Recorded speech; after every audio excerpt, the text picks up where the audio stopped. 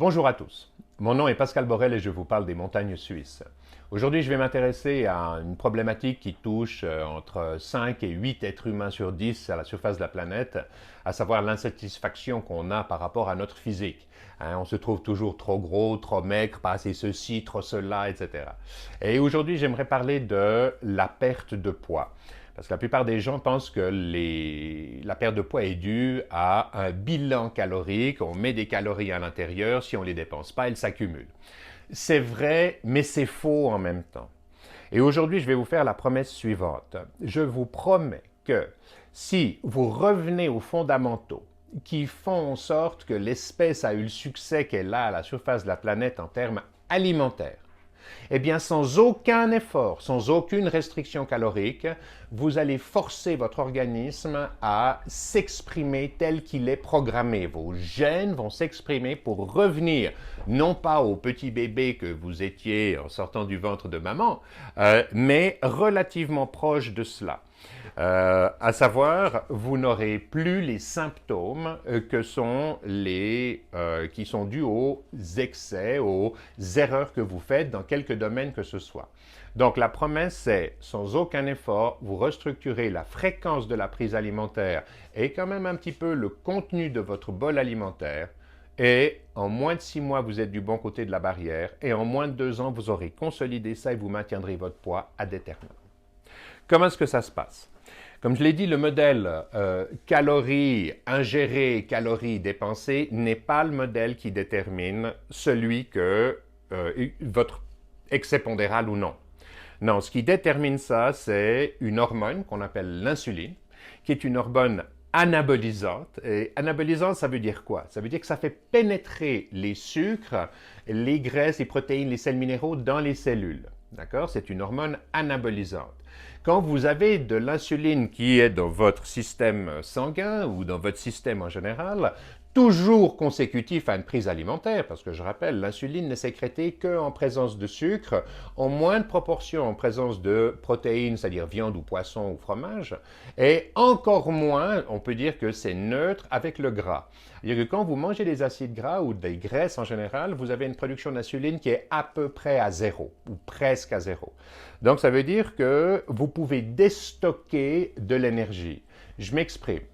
Si vous avez de l'insuline à l'intérieur du système, parce que vous venez de manger un croissant, une pomme de terre, du pain, du sucre, quel que soit le féculent ou le sucre, eh bien, vous ordonnez à votre corps de stocker cette énergie.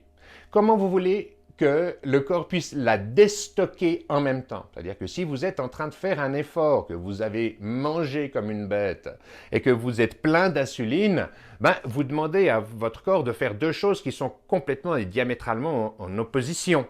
Donc, d'un côté, vous demandez de stocker avec l'insuline, puis d'un autre côté, vous dites déstocker, j'ai besoin d'énergie, je suis en train de faire du vélo ou en train de monter sur un sommet. C'est pas compatible. C'est même pire que ça, dans le sens que si vous donnez du sucre 3 fois par jour, matin, midi et soir, comme on a tendance à le faire dans notre régime alimentaire classique, vous n'allez jamais, même à travers les restrictions caloriques les pires, pouvoir déstocker ce gras, puisque vous êtes tout le temps plein d'insuline et que vous êtes tout le temps en train d'absorber, de stocker. C'est une hormone de stockage, anabolisant, stockage. On entre dans les cellules. Donc, ce que vous devez impérativement faire, c'est diminuer la prise de sucre pendant au minimum 21 heures par jour. Et ça s'apparente à du régime intermittent, du jeûne intermittent. Le jeûne intermittent, qu'est-ce que c'est? C'est le fait déjà de ne pas manger le petit déjeuner. Quand on se lève, on ne va pas directement au frigo.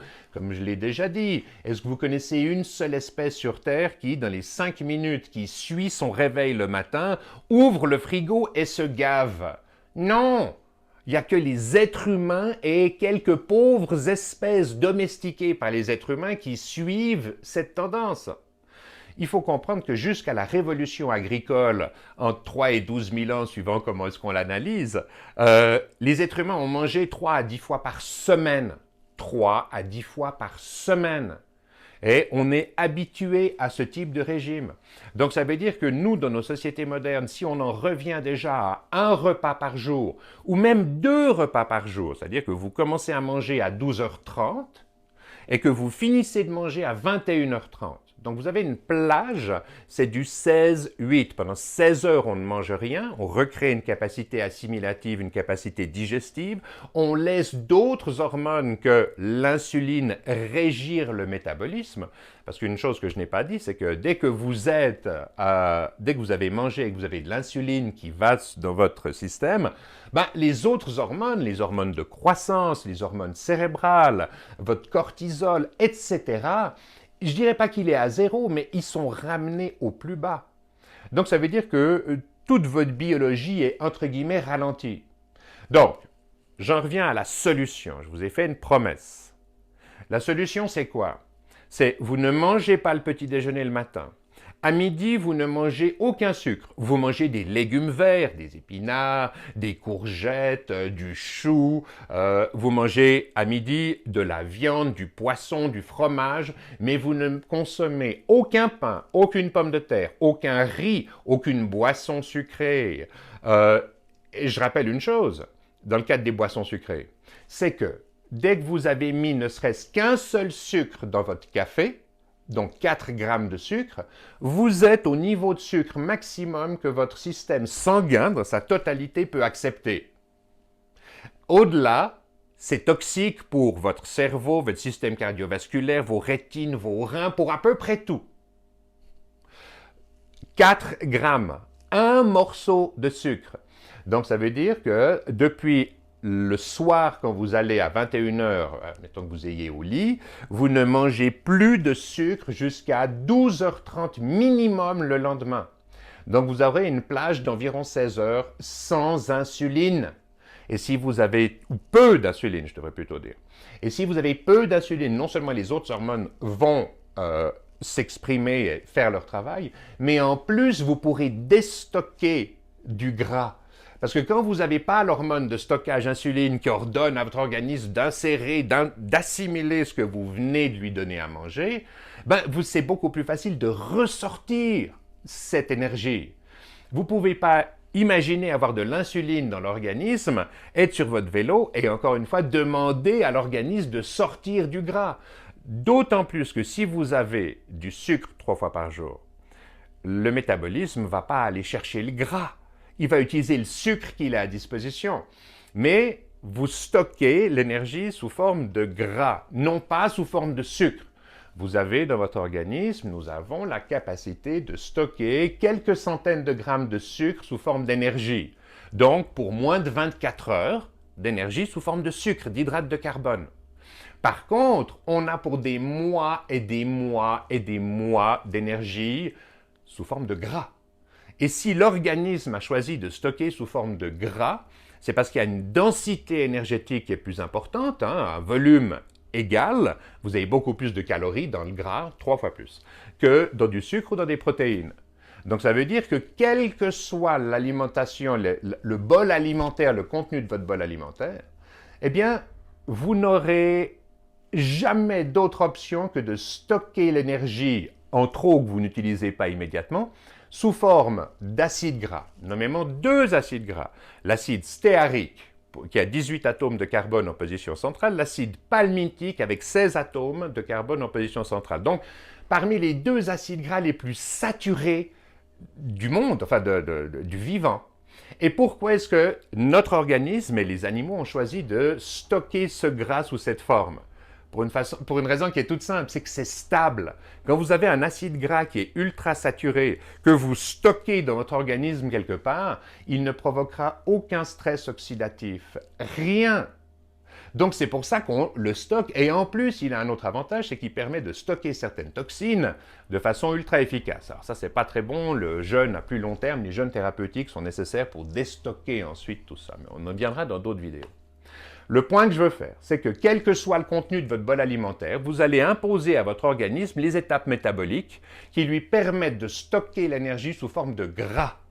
Et ce que vous devez recréer à travers le régime alimentaire correct, c'est la capacité d'utiliser ce gras, la capacité de vos centrales énergétiques que sont les mitochondries dans chacune de vos cellules, d'utiliser le gras et en particulier ce qu'on appelle des cétones, des acides gras à chaîne mi-longue qui ont entre 8 et 12 atomes de carbone en position centrale.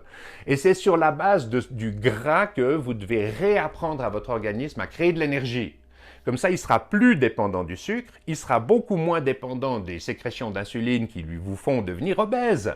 Hein? Parce qu'encore une fois, vous n'êtes pas programmé, personne n'est programmé pour se balader avec 40 ou 20 kilos d'excès pondéral. Vous êtes beaucoup moins efficace dans la nature si vous devez trouver votre nourriture par vous-même, si vous avez 30 ou 40 kilos d'excès pondéral en trop. Vous n'êtes pas, on est les champions d'adaptation, nous autres êtres humains. Donc on s'est habitué à des conditions hostiles qui ont changé constamment.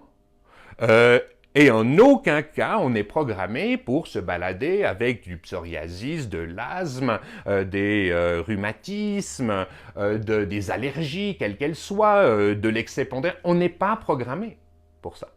Non. Par contre, ce que l'on fait faux nous amène à être ça.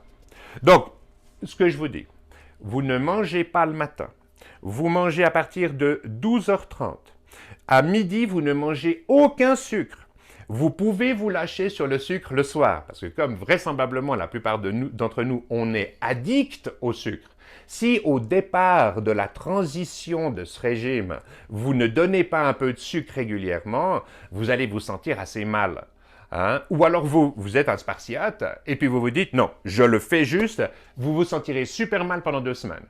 Ouais, mais dès la 3e semaine, vos mitochondries, donc les centrales énergétiques de vos cellules, utiliseront du gras plutôt que du sucre, et vous vous sentirez tellement mieux, vous dormirez mieux, vous allez maigrir, vous allez reprendre votre poids normal, votre système va s'exprimer, votre programmation va s'exprimer et exprimer votre gène de la façon juste. Donc, vous dormirez mieux, comme j'ai dit. D'un point de vue cognitif, vous aurez une meilleure mémoire, parce que votre cerveau, il a besoin d'à peu près 15% de sucre contre 85% de cétones. Si vous lui donnez du sucre tout le temps, évidemment qu'il consomme que du sucre. Oui, mais d'un point de vue cognitif, c'est-à-dire votre présence intellectuelle, la façon dont vous pouvez vous rappeler du nom de quelqu'un que vous n'avez pas vu dans la rue depuis une année, vous verrez, vous aurez présent à l'esprit des choses qui vous échappent depuis des années. Parce que, tout d'un coup, votre système nerveux utilisera des cétones, et utilisera des graisses plutôt qu'uniquement du sucre. Donc, vous éliminez les féculents à midi, vous éliminez tout ce qui est sucre à midi, et le soir, comme je dis, vous vous lâchez un peu plus. Puis comme ça, vous créez un équilibre. Donc, ce que je vous dis, vous devez réapprendre à faire ce pourquoi on est programmé depuis des centaines de milliers d'années. Ça ne fait que depuis la révolution agricole qu'on mange du sucre tout le temps, qu'on mange 3 fois par jour. Ce sont des alimentations de guerre, de subsistance. L'être humain n'est pas programmé pour cela. Et si vous faites ce que je vous dis, votre niveau inflammatoire va baisser. Vous n'aurez aucun effort à faire, parce que dès que vous vous mettrez dans ce régime, votre organisme mettra quelques jours, quelques semaines au maximum à s'adapter. Et la vraie adaptation long terme se fera sur 1 année ou 2. Voilà. Une longue vidéo, mais j'espère avoir donné quelques clés qui vous permettront d'appliquer ça. Et on y reviendra bien entendu dans les prochaines vidéos, comme toujours. Mais faites-le. Et si vous le faites, ne le faites pas à moitié. Soit vous décidez que vous le faites et vous le faites juste, soit vous ne le faites pas. Puis vous continuez avec votre régime classique, normal. Mais si vous le faites, faites-le juste. Et puis, donnez-vous cette chance, ce luxe quelque part, de vous retrouver dans ce que vous êtes profondément, dans ce que vous étiez quand vous êtes sorti du ventre de maman. Voilà. Je vous remercie pour votre aimable attention. Paix à vous et à tous les citoyens de la planète. Peace out.